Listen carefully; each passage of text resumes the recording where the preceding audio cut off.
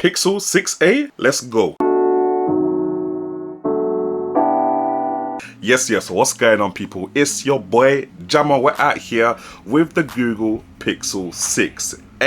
Now, just to give you a brief history of where man is coming from with these mid-range devices, man was on the OnePlus Nord 2T, which I won in some kind of reviewer competition thing. That was a cool phone, but then man went on to the Nothing Phone 1, which looked so sick, it felt so premium, but there was still something missing. Now, I've had this Google Pixel 6a for what feels like, what, a month, 2 months now, maybe like 6 weeks kind of thing. And yo, this is legit. This is legit. But let's talk about why. Now, first off, the camera bump here. The camera bump has that premium Google Pixel 6 feel. It looks like a Pixel 6. So from afar, it looks like you got a premium phone, but you ain't paid the premium price tag, you understand? Now, the feel and grip of the phone is quite decent. I love the fact that it's a smaller phone. I don't know what it is, but you're just sick and tired of having a big, massive phone to try and maneuver around. You want something that you can just have in your hand and use in one hand mode, you understand, fam? You're not trying to do hand acrobatics to use your phone. Now, a couple things that are annoying with the design though is that the SIM card tray is a single SIM card tray, so if you want to use the dual SIM, you'll have to download the eSIM, and obviously there's no headphone jack. Like, I don't really even own a wired pair of headphones except for my gaming headsets, so that's okay, but I know at this price point some people are expecting the headphone jack to be present. Buttons and ports do feel nice, tactile and clicky though, and they're all on one side of the phone. I prefer a split power button and volume rocker arrangement because when you're trying to screenshot, obviously you can have one finger on one side of the phone and have your thumb on the other side of the phone. But to screenshot with the Google Pixel 6a, you have to have the phone in your left hand so that you can obviously both press the power button and the volume down key at the same time. It's the little things. Fingerprint sensor does jobs too. I'm not mad at it. Obviously, we're on the video, so it tried to palm me there. Let me try it again one more time. 3, 2, 1.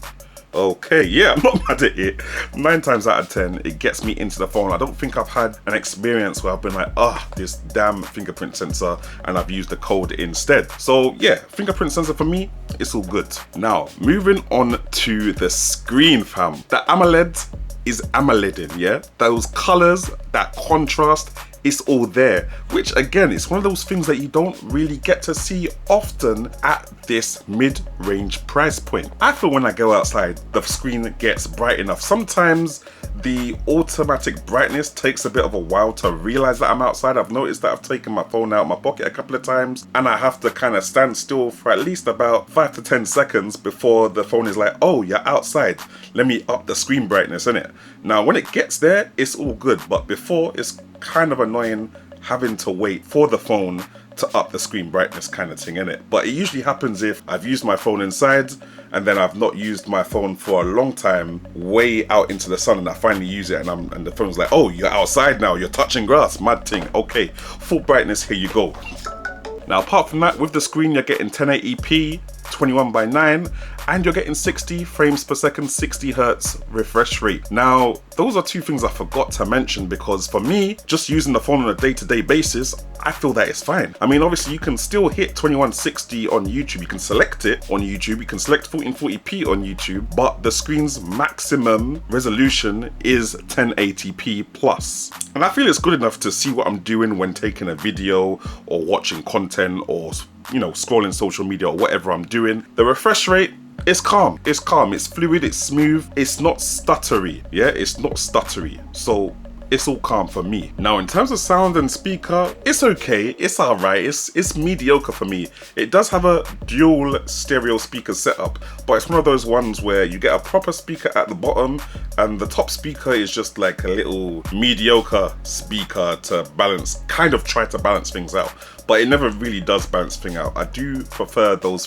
proper front firing speakers that you used to get on the HTC One series that are both fully fledged stereo speakers, you understand, fam? You're getting the same speaker depth from the top speaker as you do from the bottom. But unfortunately, as with most mid-range and with some high range nowadays, that's not what you get here. Now, in terms of performance, we're obviously rocking that Pixel 6 Pro Tensor chip. And I'm not gonna lie, it does what it needs to do. doing my little multitasking, jumping from social media app to social media app. You know, yeah, it does what it needs to do. I'm not mad at it. There's never been a time where I've kind of thought to myself, rah, this thing is actually kind of taken long. There have been 1 or 2 hiccups though, where the phone has completely froze. Like it's just been like, boom, I'm not doing nothing. And even if I turn the phone off and turn it on again, not full shutdown, but if I just click the screen off kind of thing, it's still moving mad. So it's been a thing where I've had to long press the power button and fully shut down the phone. But apart from that, yo, it's been moving. It will definitely do all the light user stuff. Like I said, social media, emails, a little bit of web browsing, Netflix, YouTube. It will do all of that. But it also does a little piece of heavy user stuff. So I'm talking obviously shooting that 4K 60 video and using apps to edit photo and lightly edit videos for social media. So yeah, it's nice that it can do all of that without breaking too much of a sweat. But I have to say, I'm not sure if it's the UK heat this 2022, but it has overheated a few times. And when it overheats, things start to get a little bit choppy. Now, gaming performance has also been quite good as well. Game streaming, not a problem. Wi-Fi chip is strong enough. Even sometimes in some 5G spots, you can get a decent bit of online gaming going in PUBG. However, the warmth of the phone will start to rise if you're pushing those graphics to maximum, you understand? Any of the small games, I'm talking Farmville, 2D games, Candy Crush, them kind of nonsense games there, they will always work, yeah? No issue with them. But I'm talking about the heavier 3D stuff. Call of Duty works nicely, but look, after about half an hour, it starts to get a little bit peak. Now, in terms of the battery life, I wasn't expecting it to do too bad. Obviously, it's got a 1080p screen. It's a small phone in the first place. It's got an AMOLED screen, so if you use dark colors or black, you know, you can save a bit more battery that way.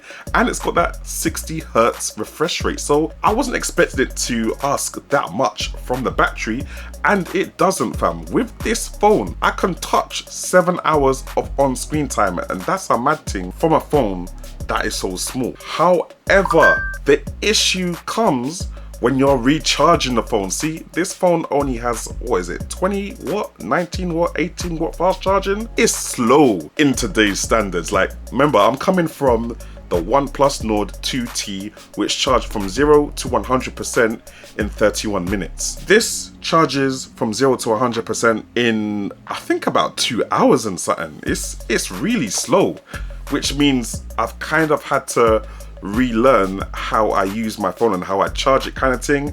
It's no longer a jump in the shower and put my phone to charge whilst I'm in the shower. That won't do. Yeah, I need to either charge it in the morning directly as soon as I wake up, or maybe do the whole charge it overnight thing, which I don't really like to do to my phones, or get some juice whilst we're in the car and plug it in, because there's no wireless charging here either. So yeah, you gotta be wary of your levels, because even at 80%, it can take an hour to get the phone fully charged, which is crazy if you think about it. Now, in terms of camera, obviously it's a Pixel, innit? So Google does its magic behind the scenes. I don't know what it does. It must use Google Maps or something, but it just makes that post-processing look so peng. It's confusing. The still images that you get from this camera, they're nice, fam. Man's been using it all over social media. No problems at all. You get a wide lens, 12 megapixel, and then you get an ultra wide lens, which is also 12 megapixel, yeah? So 12 megapixel all around.